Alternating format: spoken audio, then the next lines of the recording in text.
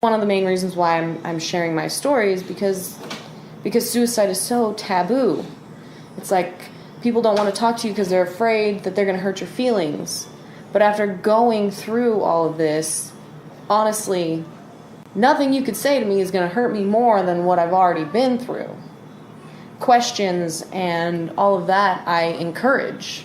But I've also found by talking to other people in my groups that even the ones that are having a more difficult time dealing with it, they are still trying to reach out to people, just talk about it, have people ask them questions. It's a shared feeling that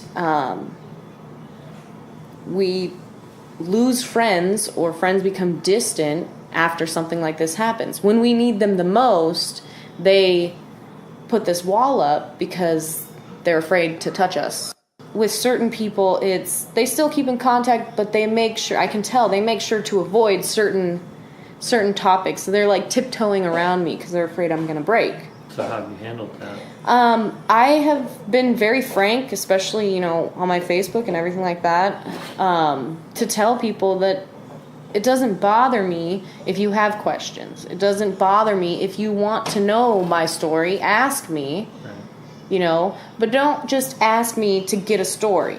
Ask me and then, ask questions, talk about it, see how I'm doing. Like, if that's honestly what you're there for, right. Follow through with it. Because a lot of people, they just want the story. And I have no problem telling it. The more I tell it, the more, I guess, closure it gets me. I can get through it without crying, and it helps me come to terms with everything that happened. One of the major things when dealing with this is, having somebody or somebodies to talk to. Because if you don't, it's just going to get bottled up. And I still get to that point. There'll be a couple weeks where I don't reach out to anybody. I'm not talking to anybody or whatever. Mm-hmm. And it just bottles up and comes out in different ways, or I end up in a corner crying, Yeah. It sneaks up on you.